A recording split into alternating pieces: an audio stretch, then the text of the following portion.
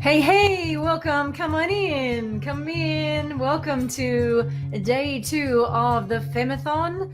As usual, I have tea going alive here. Always, I have a pomegranate white tea that is nourishing and warm and nurturing. So when you come on, say hi. Let me know who is there as we talk about this really interesting topic today, which is what's your feminine origin story? Oh, juicy, juicy. So let's just take a minute or so, grabbing yourself some tea, and we'll dive on in very, very soon as we wait for some of our sisters to arrive. Saying hello as you jump on.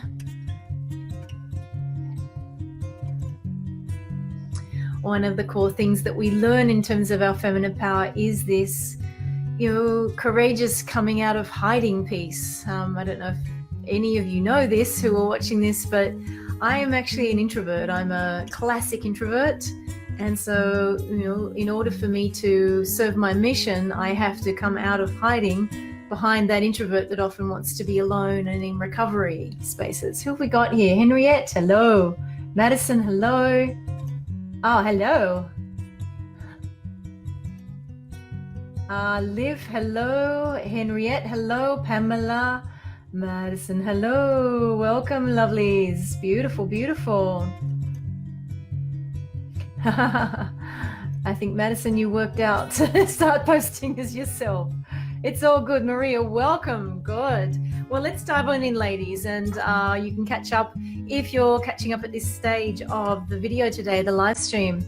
So what I wanted us to do today was to discuss or ask this question, what's your feminine origin story? So you are jumping into day 2 of the FEM-ATHON, which is a 15-day event that we are doing here together, where I'm going to be giving live streams and videos, and at the very culmination of it, a masterclass that I'm conducting 3 times on that day.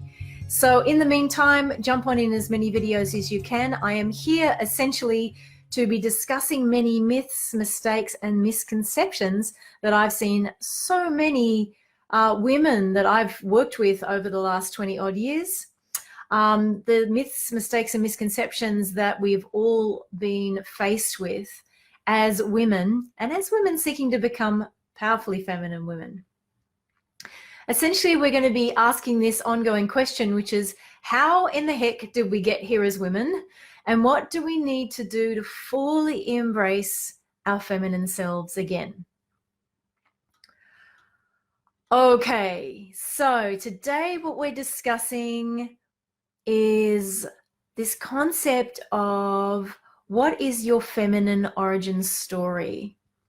Now, there's a powerful concept in transformation work, which is that you can't transform what you can't see or you haven't seen yet. So there's another powerful concept, which is asking good questions. And so this is a great question. What is your feminine origin story? And today, for the sake of letting yourself just go back and see where you came from, we're not going to discuss the true and false feminine model. We're just going to have a look at our lives in terms of how in the heck did we get here, in terms of what we were educated to do as women, what we weren't educated to do. Was there feminine mentorship in your past? If so, how did that affect you? Where were there gaps and blind spots subsequent to your own origin story? So to lead us off, I was going to share with you a little bit more about myself and my origin story. And I'm going to ask you at the end of our live stream today, if you are courageous enough, to share just a little paragraph or 2 on your own origin story, in order that you can start to illuminate it, to get it out. Because often these things we have inside of us, we know it, but we also don't sort of understand it in context.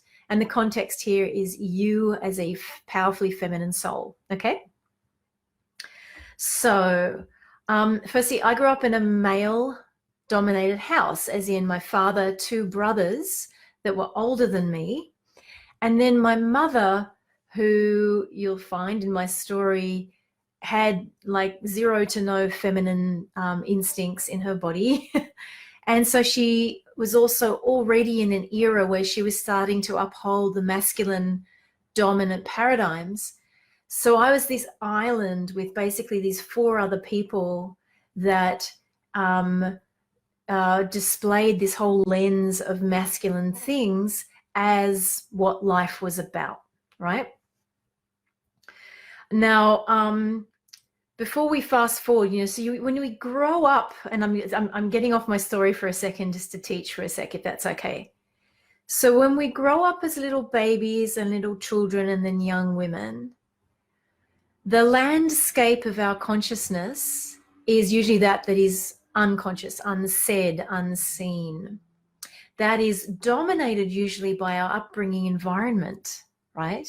And then it becomes about our education environment, and then it can become and progress into being our work environment, you see? So the landscape, back to my story, the landscape in which I was swimming, my consciousness was swimming, was this world in which it was very much the false levels largely of the masculine, but there was some true masculine in there, because my father in lots of ways was, a very successful doctor. He was teaching my brothers how to do and act and succeed and all those things that a father should be teaching his sons to be in their true masculine. But then, of course, how that translates into a woman, us young women often, is we end up, oh, okay, is that how I'm supposed to be? Okay, so I've got to do things and I've got to be successful in this particular way, and I've got to constantly do, and don't be lazy, and don't, have any out breath, and don't be feminine, because that has no value, okay? So if you want to be valued, if you want to be intelligent, if you want to be successful and capable, then this is how you have to be. Okay, now off my teaching, back to Candice's story, so my origin story. So then, as it happened, my father died when I was very young. So for 3 years, from very young, sort of 10 to 13, I was sort of helping a very sick father. And, that put me in a massive caretaking orientation as a very young girl, with nobody checking in with me about what my experience was like, that I was losing my father to cancer. So there was no caretaking, there was no checking in with me from my mother or from anybody else in my environment, nobody at all. In fact, none of my school friends knew that my father was dying. I was taught to cope. I was taught to be a good, strong soldier and to cope. So what did I do? I cried myself to sleep every night. And I prayed to God that, this was my prayer to God, that if you save him, I promise you that I will take care of him for the rest of my life. What was I being educated? Where did that come from? I was prepared to give up my life to take care of my father. Maybe very well-meaning, maybe very altruistic, but there was a lot of unconsciousness behind that prayer. So let's fast forward then. So I'm going through the rest of high school. I was very depressed, very lost, didn't know myself, didn't feel all my family. So father's dead, 2 brothers over here somewhere, mother, just not very close, like very much the sense of satellite people in my life. And then, I started to enter my career, and somehow I did, because I'm a very creative and willful person, I wanted to create. And then I did a big challenge for myself, which is I wanted to become a commercial designer. Although my priority had been music in school, I actually learned how to become a commercial designer. Now, ostensibly, you'd think a career like interior design would be a very feminine profession, and yet ultimately it's very much a business and project management profession. And so I ended up in way more masculine than you'd think in that profession. You're dealing with, multi-million-dollar contracts and project management and, dealing with client negotiations, etc. It's ultimately ended up doing it from this very masculine orientation. So that was what I did professionally for, say, 12-ish years as a corporate woman, so through various design practices. And then I also started to consult. So I sort of transitioned from being corporate to consulting as a space planner and interior designer. And that's when I got the taste for entrepreneurship. Subsequent to that, 25 years I've worked for myself. I've had 5 companies, And they've all ranged in the, you know, the grossing range of $250,000 to $1 million a year in gross annual earnings. So, you know, I, for all intents and purposes on paper, looked very successful. But of course, I was dying on the inside. I was dying. I was burning out. I didn't know I was burning out because all I knew was how to push and strive and succeed, make the cash flow, be good at what I did. You know, I was very, very good. I was very highly paid for what I did. Nothing wrong with that. But it was more about the way. And so I had absolutely no feminine role models at the beginning. Okay. And then growing up very alone, and then I started to look out to the world around me. Oh, if I'm going to enter the business world, now how do I behave? How am I expected to be? So, of course, corporate Australia, very similar to corporate America or corporate anywhere in the world, showed me how to be, to think, to act, and to be successful through this lens of the masculine, right? So look, and then, you know, my story, many of you do, that, you know, I hit my early 40s and I hit major burnout. By mid 40, I had gone into full menopause.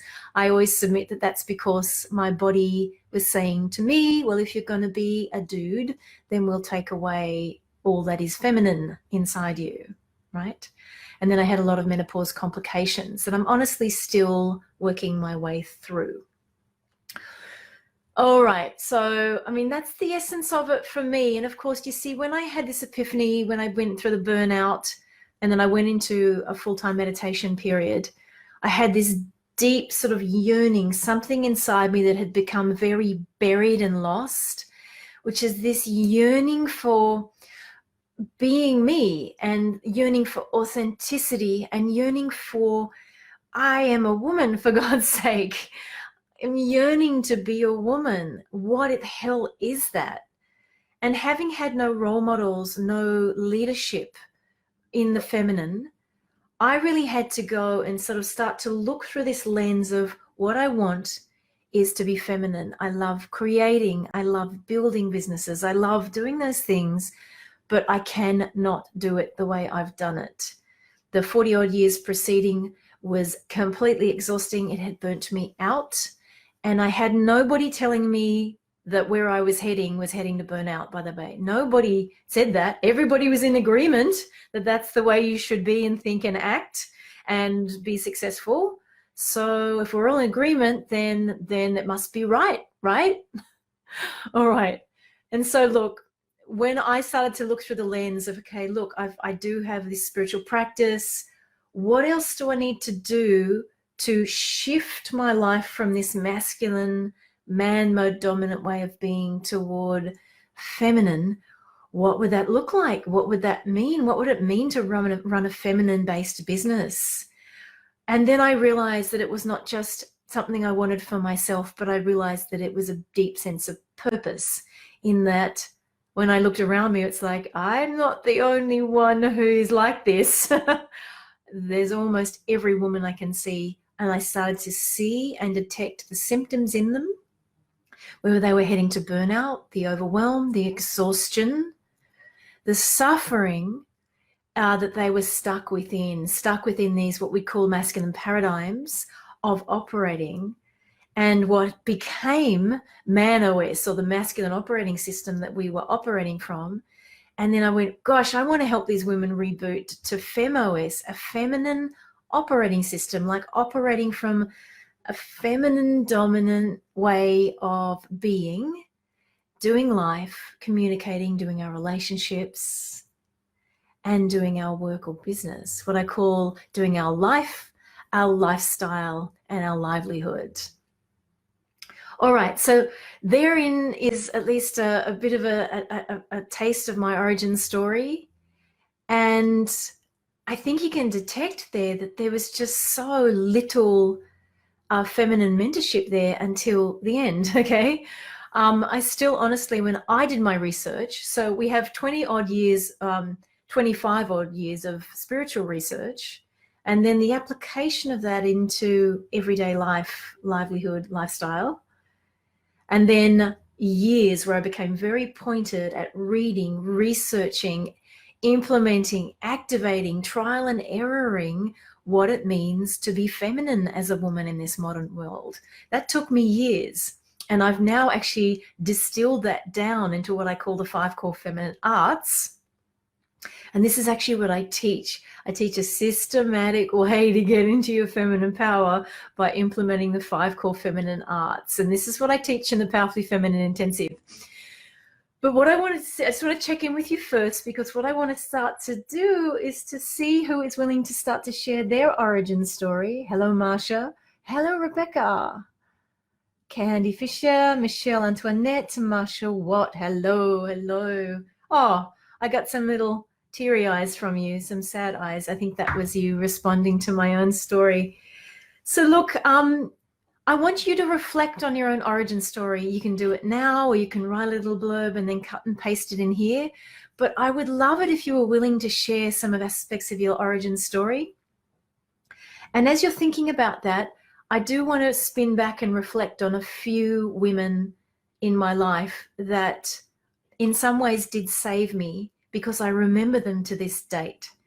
So the first one was actually my mother's sister, my auntie. And I used to see my auntie and my cousins infrequently, probably twice a year. And occasionally I was lucky enough to stay there for 2 or 3 days. And I adored my auntie. She was so different to my mother. She was incredibly mothering. She was incredibly attentive to my cousins. And she was very warm and loving to me. Gosh, remembering her.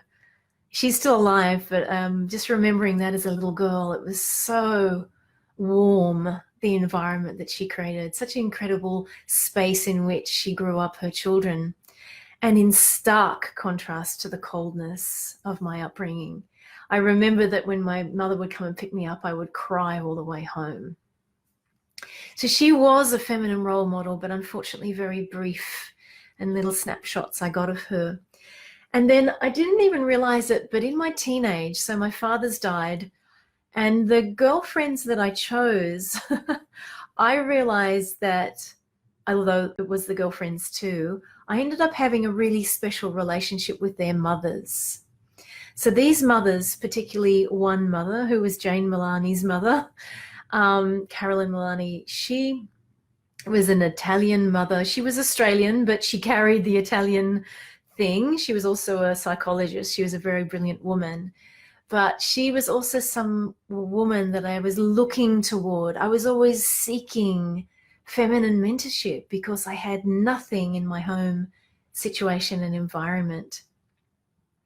So I wanted to share those 2 women with you too, as you reflect on the influences or influencers that you had in your life, the absence of feminine mentorship, and perhaps if you reflect a little bit that there were a few that were actually pointing you in the direction that you wanted to go, and why potentially you're ready now and you're going, okay, I'm done with the masculine paradigms. I'm done with being in man mode, dominant. I'm always exhausted. I'm overwhelmed. I'm sick of just ticking off this to-do list. This is no way to live life. Oh, all right, loves. Let me check in on you. As what the question is today is you sharing your origin story. And as you actually, maybe they're typing it right now, and we could keep this shortish today, our share. So I hope that, you know, I just want you to understand that the result of what happened for me, firstly, is I want to be the prophetess of the future for you. And the reason why I have this group and I teach women to become powerfully feminine is that I know how to do it now, and that my life is completely different now. The way I do my business, the way I teach, the way I'm able to serve my spiritual community, my private clients, as well as my group students. The way I turned up in relationship and dating was completely different, black and white, but that's not what I'm talking about here now so much, as we're talking about more the intrinsic feminine power, your relationship to yourself. So I say first, you're never going to have a really powerful relationship in the polarity dynamics until you have a really good relationship to yourself first. And so life is way more rich, juicy, joyful, authentic, and successful than it was before. And I measure success differently than I did before. I measure success not only on my bank account, and I would actually disclose to you that I don't measure success at all on my bank account anymore. Whereas before, that was a value that I placed very high because I was coping and because I was very independent.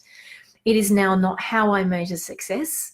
I measure success actually through the success of my interactions, which means my interactions with you, the success of my students, the success of my clients, the success of my relationships, as in my primary relationship with Thomas, and the relationships with my friends and my spiritual community. So when I speak about feminine success, for me, my values have changed, or my orientation of my values are different than they used to be. So, origin story. This is important because as we continue our conversation here over the FEM-ATHON, we need to know where we come from, right? We need to reflect on how the heck did we get here as women, and using yourself as the primary person you're reflecting on. I want you to think about that. I want you to look back. I want you to share with us as much as you'd like, either here on this thread or indeed just in the thread on the Smart Savvy Feminine Woman page, sharing your feminine origin story with us, if you are courageous enough to do that. And we have Trophy here, Manali, Henriette. Oh, Henriette is starting. I grew up with my mother who moved around 24 times when I was 16. She didn't see me. Unfortunately, I'm not seeing all of that. She didn't see me. There was violence and drug abuse in my home. No one protected me. When I went to my father, no one talked about the chaos. Yeah, I had to fit in and be strong. Oh, Henriette, thank you for sharing that. Boy, we can feel you in that. That's a lot, okay? And as I said in my video yesterday, in the day one of the live streams here, you know, one of the big things I see that is required for all of us to actually step into our feminine power is that of sisterhood. And so as you have the courage to share these things with us, to come out of hiding, to be witnessed in your story, that's the start of when something can really shift for you. You're being witnessed, you're being held. We get to see you, we get to hear you, you get to be acknowledged. This is how you can move forward and stand in your queen. Thank you for sharing that, Henriette. All right, my loves, so let's leave it here today. Please continue to share your origin stories either here in this stream or in the Smart Savvy Sexy stream. And thank you for listening to my story here today. And I look forward to seeing you again here tomorrow. We have some videos coming up on some important topics in which you can ask questions and also share your ahas. Sending much, much love from my heart to yours. And I'll see you back here tomorrow. Bye-bye for now.